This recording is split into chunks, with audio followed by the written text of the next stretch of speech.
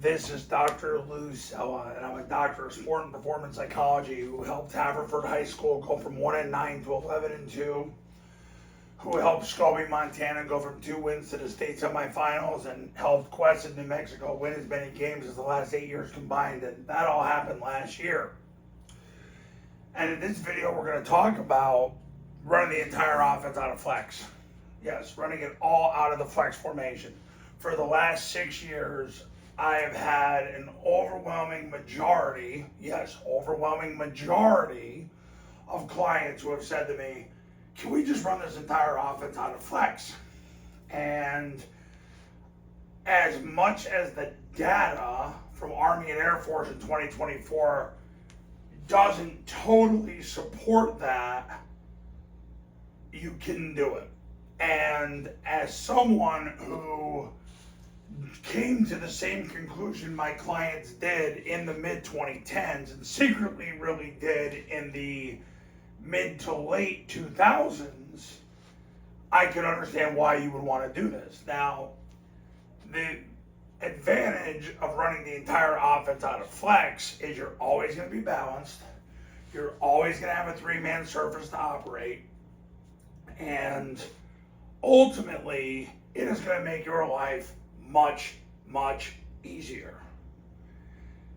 It is easier to run midline triple option out of flex than spread. You deal with less variables. It takes all the pressure off the play side A-back and puts it more on the receiver, but even his responsibility isn't as much.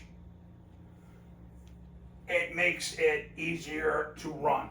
If you're into radical oversimplicity, it is the way to go. Now, I will tell you, Army and Air Force run mid-triple out of flex infinitely less than they do out of spread.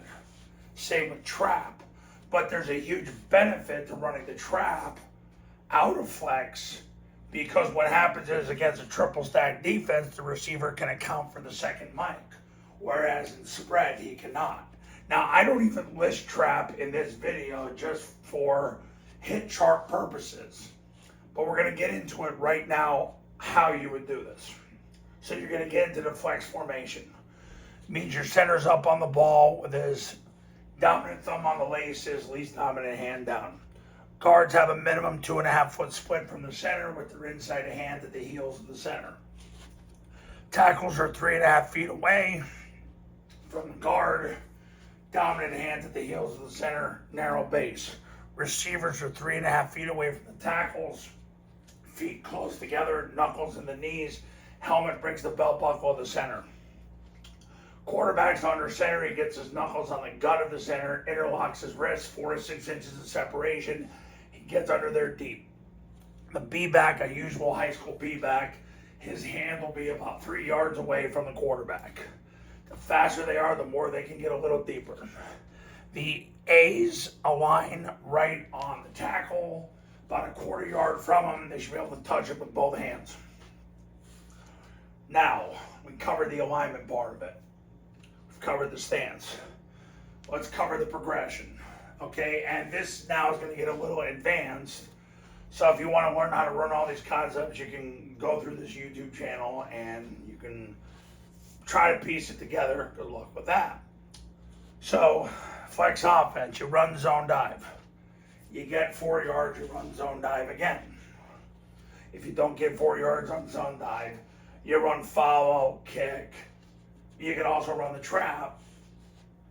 And if the C-gap player takes a dive, you run midline triple option.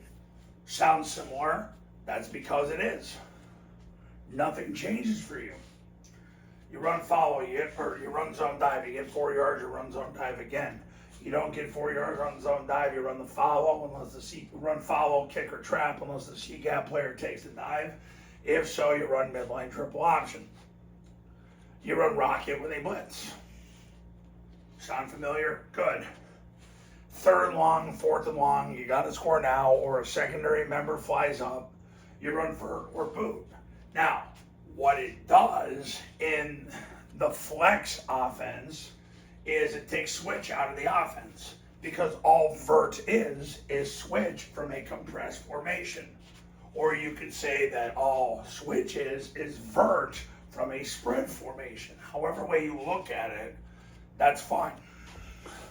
So you actually can eliminate a pass. But you run zone dive, you get 4 yards, you run zone dive again. You don't get 4 yards on zone dive. You run follow, kick, or trap. Unless the C-gap player takes a dive, then your only option from there is mid-lane triple option. Rocket versus the blitz, 3rd and long, 4th and long, gotta score now. Secondary member flies up. You got Vert or boot. Vert binds the post safety, boot binds the corner. It's not even close. The last 6 years, the 2 most popular passes are Vert and boot. It's not even close. Boot binds the corner. It's the safest pass to run. Vert, since 90% of my clients get a post safety every game, Vert is the best pass to bind the post safety. So if we will take a look at a hit chart, you run zone dive, off tackle. If you watch my last couple videos, I've been ultimately triggered to make sure that when you run the zone dive, your B-back stays behind the tackle. Because too many times they spill the ball to the unblocked player. You run follow off the A-back's block when he becomes basically the player that matters so much. You can also argue that you run follow off the B-back as well. Kick is run off the receiver's block, off his play side hip. So if we're doing a hit chart here, you got zone dive, follow, kick. Rocket is run 2 yards outside the tackle minimum. So that's your perimeter play. Mid-triple, the first option hits off the guard, and I've made videos on this. The misconception is it's a off the center play. It is not. The B-back goes through the ball, through the play side hip of the guard, through the end zone. That's the first option. So you have to treat that as if that's where the hit chart goes, that's where your primary landmark is, because it is. We all know we don't want to run mid-lane triple option and hand the ball off because it's not as good of a play. The play you would want to run is zone dive. Now, quarterback sneak is your cylinder play. You run that in short yardage situations, or if you play a team and they just give you 2-2 techniques, and if you think you can get 4 yards running quarterback sneak, go for it. 10 years ago, that guy was me. In college, you don't see that a whole lot, but a lot of these high school Harrys do some wild stuff. In the passing game, boot is obviously you're going to throw the ball to the far quadrant. Vert, you're going to throw the ball up the hash. Now, and I had this conversation with my clients yesterday because Army did a bunch of this last year. Not a lot, they did a little bit of it. Boot back, which is basically when you run the boot, you read the post safety and the receiver runs a post, the A runs a drag, and if the post safety gets over the top of it, you throw the drag. You're going to throw the post unless something else you can do to attack the middle of the field. What you'll learn over time is, a lot of it is, throwing the ball over the middle of the field can get pretty risky. So you better beat people vertically. However, for hit chart purposes, I drew this, and I drew everything as a hit chart to get you to understand that you can run the entire offense out of flex. The concepts are all pure, because zone dive, Army, it's their number one play. Air Force ran it 25 times a game the last 4 games of 2024 and went 4-0. Kick, Army ran kick 4+ times a game last year. Follow, Army ran it 9 times a game last year. So these are all legitimate concepts. Rocket was run about 3.5 times per game. Mid-triple was run 6 times a game by both academies. Boot and Vert were run 4+ times a game. I mean, those are their, those passes really are what make the offense go. So, point being, yes, you can run the entire offense out of flex. Do I recommend you do that? I think if you're led to doing it, you do what you got to do. The data is going to support. Otherwise, as someone who craves a radically oversimplified world and understands through my education and everything I've been led to by God, I'm all for you oversimplifying your life, because you'll be a better coach, you'll be a better man, you'll have a greater impact on your kids. Your kids are dying for you to be oversimplistic because their lives are complicated, because these kids in 2025, or any age really, or any era, these kids got a lot on their mind. If you can oversimplify it for them, it makes them truly realize you care about them. And you make sure that this is not about you. And when you do that, it really does mean something. So, yes, you can run the whole offense out of flex.